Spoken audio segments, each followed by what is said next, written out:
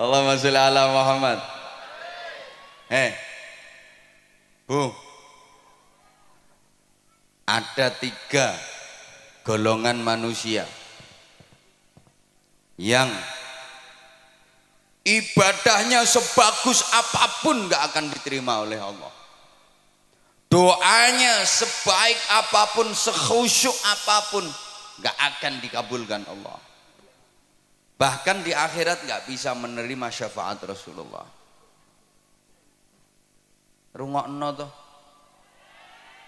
Walaupun ibadahnya bagus, sholatnya top, bukan cuma yang wajib, sholat sunnah dikerjakan semua.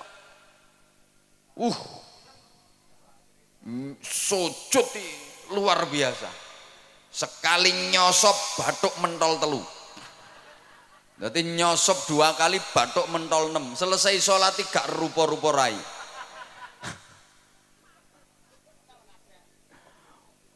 Poso bendino, sodakoh nyah-nyoh, zakat orang mufakat, wiridan sak dalan-dalan maca Quran yo turut ratan. Berangkat haji tiap tahun, dia pergi umroh seminggu 5 kali. Iso ngomahe Mekah kok. Kan omahe Mekah.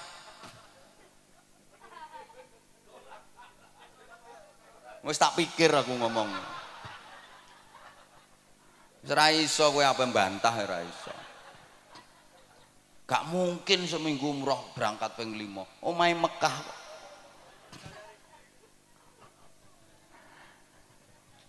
Kalau masuk 3 golongan manusia ini percuma. Gak akan diterima Allah. 1, aqul walidain. Anak yang durhaka kepada kedua orang tua. Naudzubillah. Sehebat apapun anak, kalau sampai durhaka kepada orang tua, berani kepada orang tua, menentang orang tua, melawan orang tua, zalim kepada orang tua, menyakiti hati dan perasaan orang tua, menyia-nyiakan orang tua, padahal si anak hidupnya berkecukupan, kaya, orang tuanya hidup menderita, itu dia mentala. Alah wis kadung.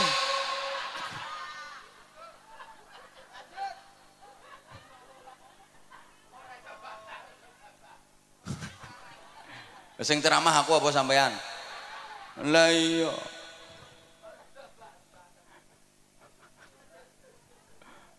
Walaupun ini anak alim, mangan kitab entek 2896, ilmune sundul terop,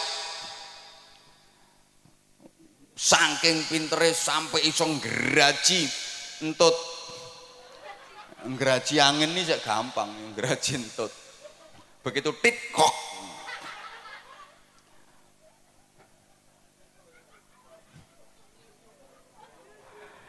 Kalau berani sama orang tua, menyakitkan orang tua, durhaka kepada orang tua, seluruh ibadahnya ditolak sama Allah.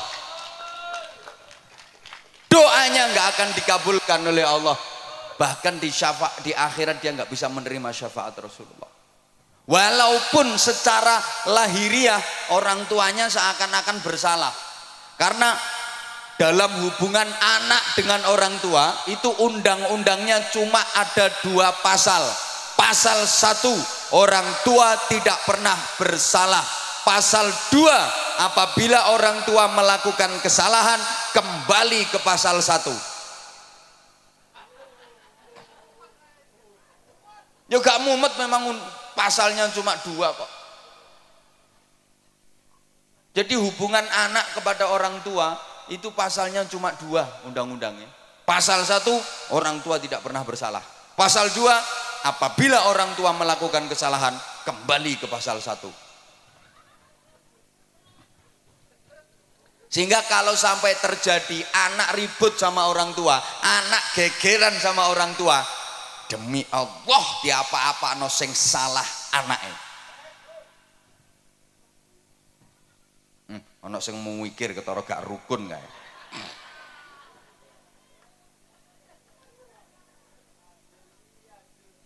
Wajar. Karena nggak ada orang tua, nggak ada anak. Orang tua itu menjadi sarana, lantaran wujudnya manusia di alam dunia, betul? Boleh kene ana sing tanpa wong tua. Dadi marang bejudus teko lemah. Apa meletek teko watu. Maka saya di mana-mana katakan selamanya anak nggak mungkin bisa membalas budi kepada orang tua, nggak mungkin anak bisa membalas jasa orang tua, nggak mungkin bisa. Orang tua pernah gembol anak, anak nggak pernah gembol orang tua. Wong tua tahu ngeden ngetokno anak, anak gak tahu ngeden ngetokno wong tuane. Ngedene yang ngetokno gedang goreng. Loh, orang tua merawat anak itu lama dan ikhlas. Nggak ada yang berharap imbalan. Nah, aku ngerumat kowe sampai selawe tahun. Saiki kon wis dadi tentara. Ayo hitungan sedina aku njaluk upah 50.000. Nggak ada. Lah anak kalau merawat orang tua itu ya cuma sebentar, itu pun pamrih. Sulit ikhlas. Kadang orang tuanya sakit itu. Anak limo iso geger sak dulur. Sing ngramut ya sampean. Oh sampean bagiannya paling akeh kok. Biasanya ngono kuwi lambe-lambe kudungan.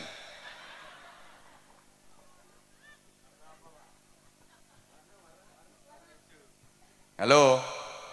Halo. Ya. Rungokno. Orang tua merawat anak itu yang diharapkan hidupnya anak. Sing diharap-harap uripe. Lah nek anak ngramut wong tua iki mek karo nunggu matine kok. Sorry ya. Orang tua itu mau gantiin sakitnya anak. Kalau anak nggak mau gantiin sakitnya orang tua.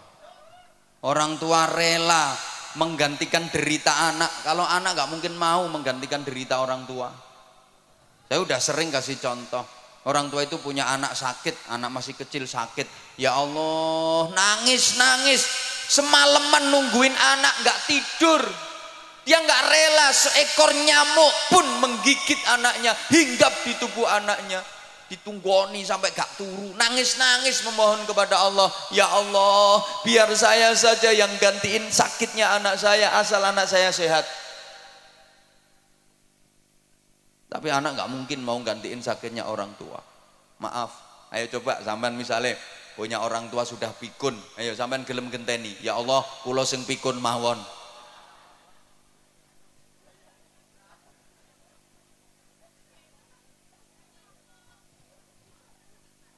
Orang tua tuh punya anak pilek, hidung tersumbat, sing nyumpeli yo umbel, ndak iso ambekan, diapakno? Disedot, dicucup, masya Allah, umbel ya dicucup. Ayo bu, misalnya bapak sampean umbelnya meler, mriki pak, kulo dilatane pak.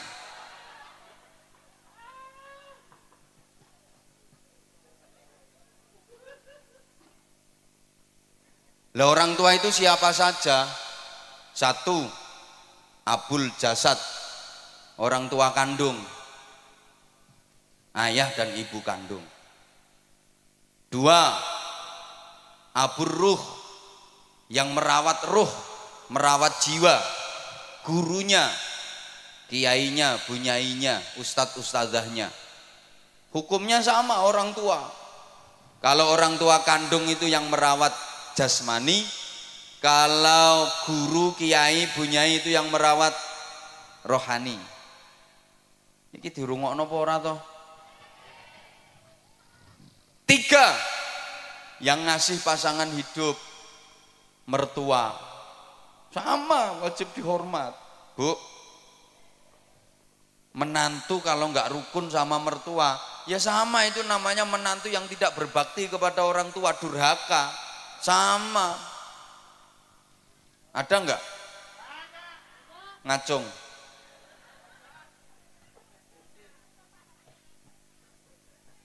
Sing akeh mantu gak rukun karo maratuwa ya mantu wedok. Kenapa? Mohon maaf, penting ini. Perempuan itu cenderung serakah.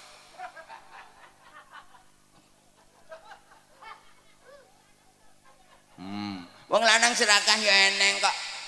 Yang mbek kiai wani nyentak apa maneh mbek bojone. Mohon maaf, banyak istri yang tidak merelakan suaminya untuk berbakti kepada orang tua. Banyak suami yang tidak menyadari posisi. Sorry ya, istri sama suami itu beda. Karena istri perempuan, suami laki-laki. Lah yo beda. Istri itu haknya suami. Kalau suami bukan haknya istri, haknya orang tua. Rungokno. Suami itu haknya orang tua.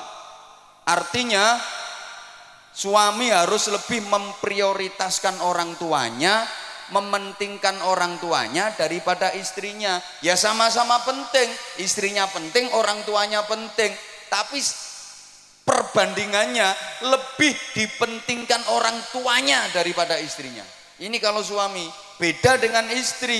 Istri haknya suami, bukan haknya orang tua. Karena waktu nikah sama orang tuanya sudah diserahkan total kepada suami. Maka istri harus lebih memprioritaskan suaminya daripada orang tuanya. Kalau suami harus lebih mementingkan orang tuanya daripada istrinya. Lah ini yang suka nggak diterima oleh para istri. Suami mau berbakti kepada orang tuanya, dihalang-halangi oleh istrinya. Kadang suami mau ngasih duit ke ibunya, ini si istri ngamuk-ngamuk, diselidiki. Mbok kei pira makmu mau? Mbok kei pira makmu mau? Mbok kei pira? Ya kekno kabeh kono. Kekno kabeh. Ndang ngusungi rono kabeh. Gawa nang gone makmu kabeh kono. Wis, klambimu nang digarono pisan, bantalmu sak sarungmu usungi rono. Engko bengi nang kelon karo makmu kono.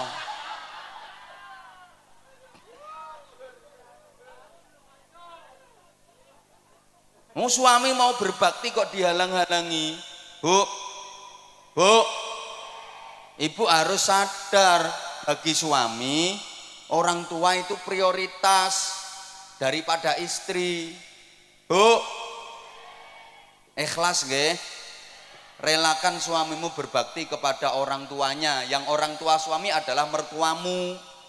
Maka istri solehah, calon-calon bidadari surga itu adalah perempuan-perempuan yang mengikhlaskan, merelakan suaminya berbakti kepada orang tuanya. Suaminya lebih mementingkan orang tuanya daripada dirinya sendiri. Itu perempuan-perempuan solihah, calon-calon bidadari surga. Nggih Bu nggih? Nggih Bu nggih? Jadi misalnya, Bu, suami ibu punya duit 10 juta. Nah, ibu sebagai istri dikasih 3 juta, yang 7 juta dikasihkan ibunya suami. Ikhlas nggih?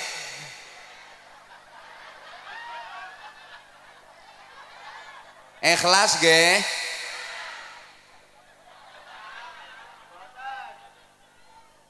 Ikhlas mboten? Mulane angel mlebu swargamu ya ngono.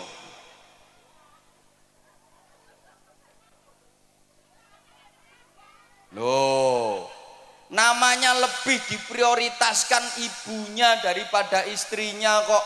Dadi nek bojomu ku ndek duit 1 juta, sampean sebagai istri dikasih 300.000, yang 700.000 dikasihkan ibunya suami, dikasihkan mertuamu. Ikhlas nggih? Sapa ngomong tak jotos mau?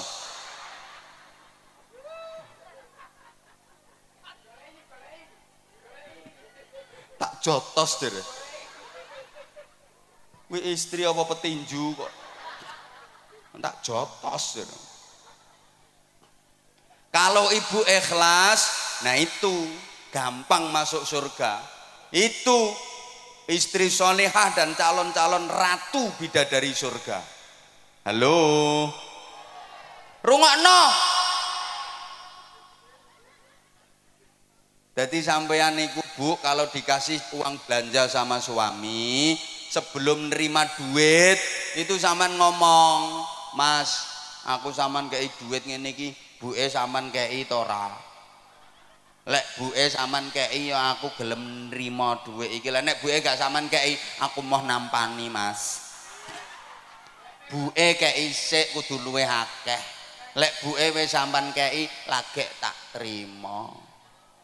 Ngoten nggih? Pret. Pret.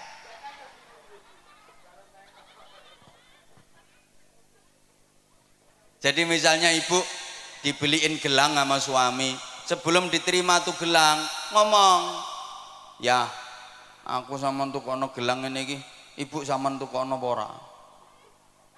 Lek ibu sampean tukono ya aku gelem. Lah nek ibu gak sampean tukono, aku mau nganggo ya, gak gelang-gelangan ra apa-apa. Penting ibu timbang aku. Ibu sing ngramut sampean, sengsara, rekoso mulai cilik gedhekno sampean, sorone ra karuan. Aku petuk sampean wis siap pakai. Aku gelem nganggo gelang iki, tapi ibu ya tukono gelang sing luwih gedhe. Ngoten Bu nggih? Alah ra trimo pret nek iki. Pret.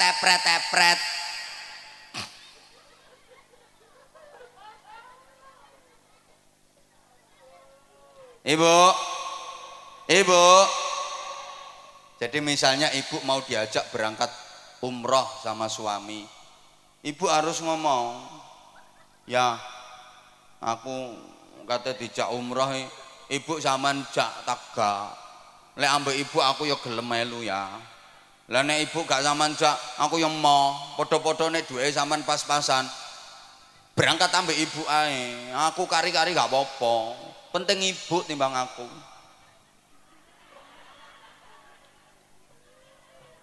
Bapak, sampean sebagai suami Pak, kalau punya istri yang karakternya seperti itu, betul-betul lelaki beruntung di dunia ini.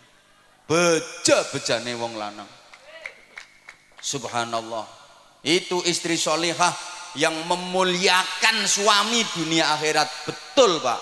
Kalau Bapak punya istri dengan tipikal seperti itu, aku pesen Pak, ramuten sing apik, jangan sia-siakan. Betul Pak. Perempuan seperti itu Pak, sebelum mati jangan dikubur dulu.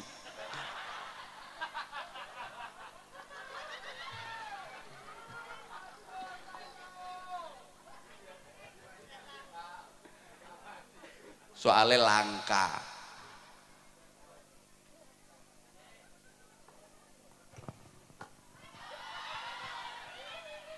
Loh udah 1,5 jam loh ini. Yang kedua, yo. Yang kedua, mahal yo gak melok urun kok. Yang ibadahnya pasti ditolak, doanya nggak mungkin diijabah, dan di akhirat nggak bisa menerima syafaat Rasulullah adalah para istri menengok.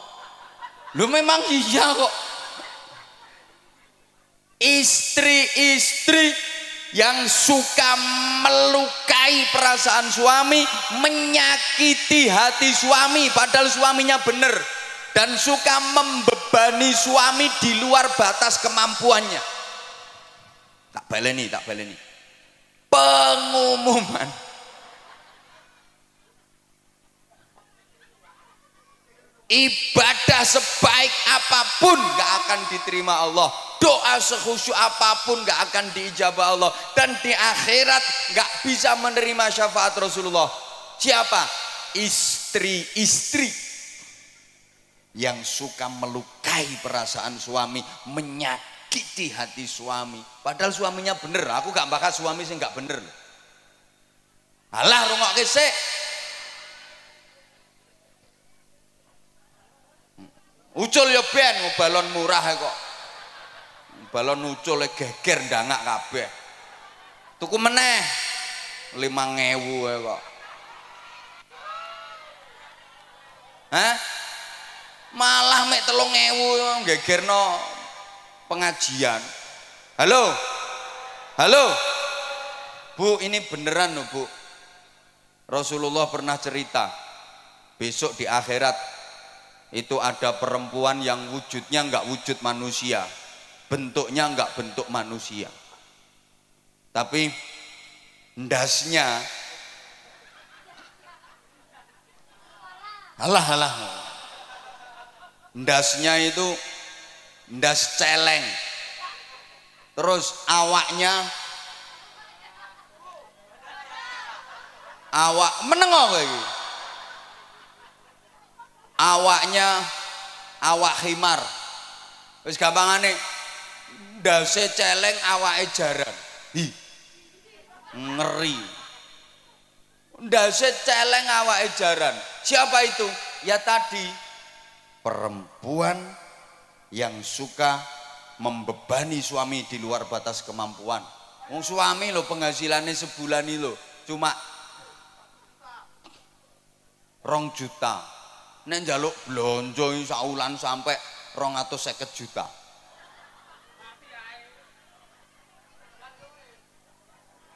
Misalnya perempuan yang suka melukai perasaan suami dan menyakiti hati suami, maka seperti itu akibatnya, ibadahmu gak akan diterima Allah.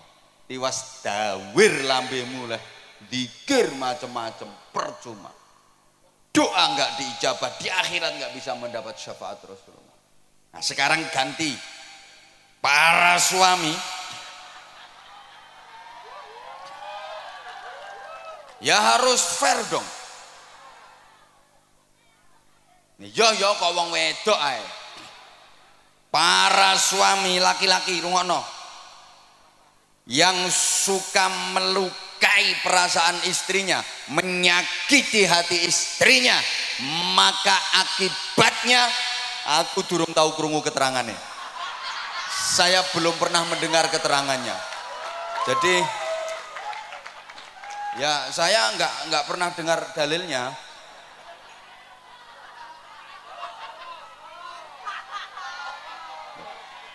Lah nanti kalau saya sampaikan yo malah keliru kabeh wong. Saya nggak pernah denger kok.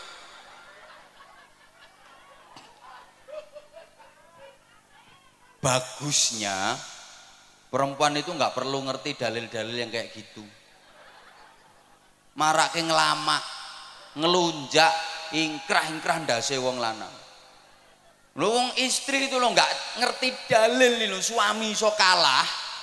Apalagi ngerti dalil, malah nyenyek wong lanang. Memang istri-istri itu nggak usah ngerti dalil-dalil kayak gitu, bahaya. Wong nggak ngerti dalil sing lanang kalah kok, pemane ngerti dalil. Mulane bro, sing urung rabi ya. Besok nek rabi golek wong itu sing goblok-goblok kae, gampang dihapusi. Nek pinter-pintere gak iso ngendhalekno nyonyor kae.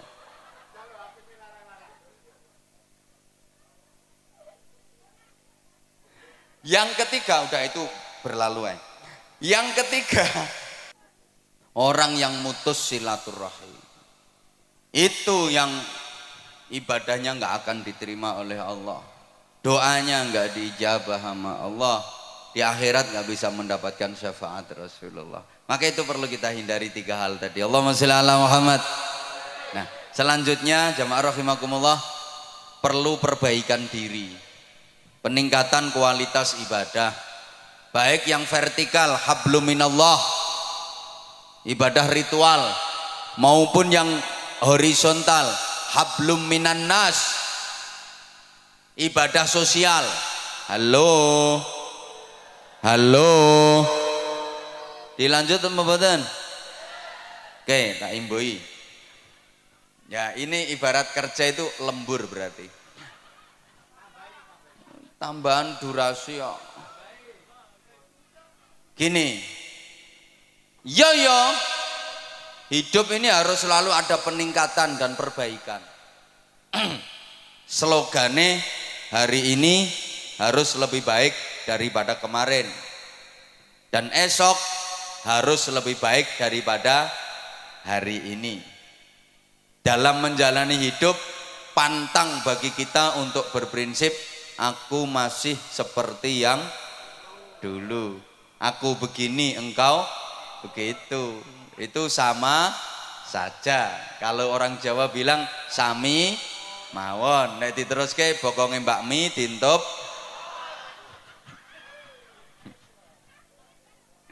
Harus ada dinamika ke arah hidup yang lebih baik. Ibu bapak jamaah rahimakumullah, pembangunan musola ini harus disertai dengan pembangunan manusianya.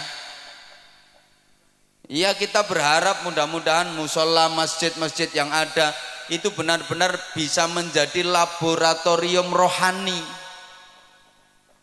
pembangunan mental spiritual. Negara kita itu punya jargon di lagu kebangsaan Indonesia Raya itu, bangunlah, bangunlah. Ayo toh Bu, pertama bangunlah jiwanya dulu, baru bangunlah untuk Indonesia. Bangunlah jiwanya. Pembangunan jiwa itu menjadi sangat penting.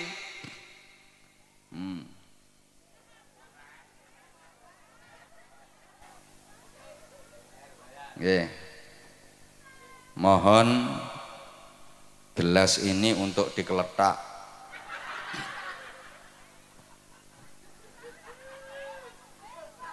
Untuk pembangunan sorban.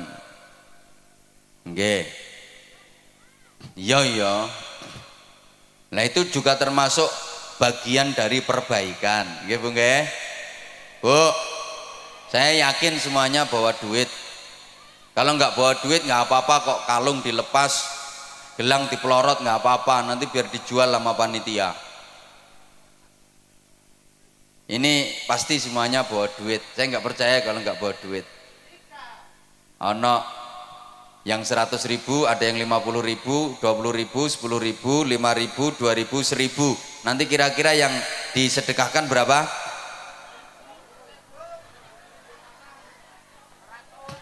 Perlu diingat, sedekah itu yang penting banyak walaupun tidak ikhlas, daripada ikhlas cuma sedikit. Tak baleni,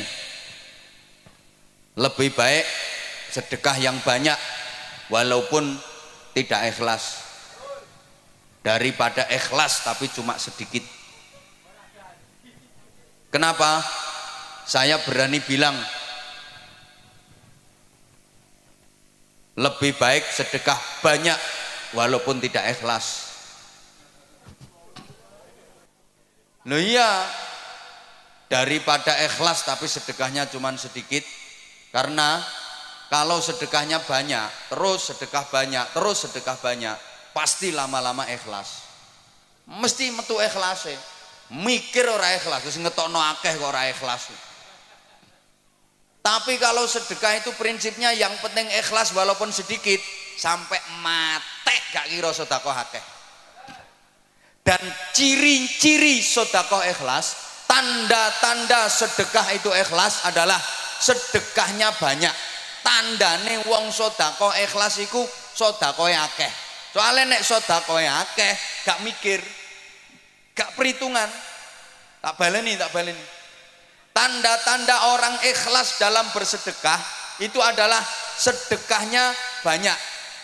Tandanya ikhlas. Soalnya gak perhitungan, gue duit piro, wis gak perhitungan. Engko urusan engko, sesuk urusan sesuk. Rezeki akeh sing guri, mesti ditempui, diganti sama Allah dengan ganti yang lebih banyak. Itu tandanya ikhlas. Nah, di antara tanda-tanda orang sedekah tidak ikhlas itu sedekahnya nilainya kecil, sedekahnya sedikit, tandane wong perhitungan. Duitku karek 200, engko nek tak sedekahno 50, lak karek 150, sesuk bayar kreditan 70. Anakku sangune rungokno nang ngaji gak butuh sangu anakmu. Halo maka wong niku nek sedekahe kulino sithik iku tandane gak ikhlas. Ayo bantau. Sedikit banyak itu bukan jumlah dan nominal, tapi prosentase dan pembanding. Ukuran sedikitnya yang ngeleset di bawah sama yang duduk metingkring di atas panggung jelas beda. Jelas beda. Mungkin lek kanggo sampean 500.000 wis akeh. Tapi lek kanggo sing nang dhuwur panggung sithik 500.000 kuwi. Makanya saya bilang bukan jumlah tapi prosentase dan pembanding ukurannya.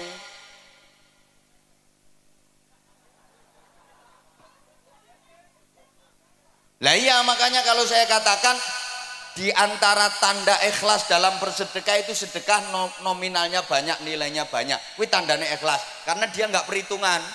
Tandane wong sedekah gak ikhlas itu sedekahnya sedikit karena dia perhitungan. Halo. Orang yang beramal di dunia tanpa perhitungan, besok di akhirat Allah yo gak perhitungan, langsung dimasukkan surga sama Allah. Itu namanya masuk surga tanpa hisab. Tanpa hisab itu tanpa perhitungan. Siapa yang dimasukkan surga tanpa hisab, tanpa perhitungan? Ya orang-orang yang waktu di dunia amalnya tanpa perhitungan. Malaikat yang meriksa itu langsung didhawuhi sama Allah, kasih instruksi, malaikat itu orang waktu di dunia amal tanpa perhitungan, udah sekarang langsung masukkan surga tanpa diperhitungkan amalnya. Coba tuh orang Bojonegoro kok langsung ke surga.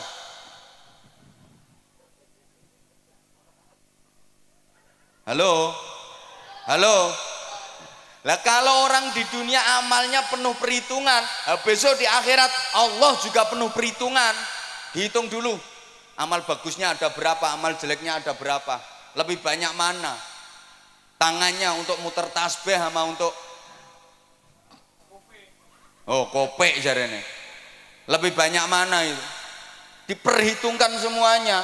Lama perhitungan itu, paham gak? Ada yang masuk surga bi ghairi hisab, tanpa hisab, itu artinya tanpa diperhitungkan amalnya. Orang-orang yang waktu di dunia melakukan amal tanpa perhitungan, besok di akhirat Allah memasukkan surga tanpa perhitungan. Tapi kalau amal di dunia diperhitung sok no akhirat awas diperhitung karo Gusti Allah.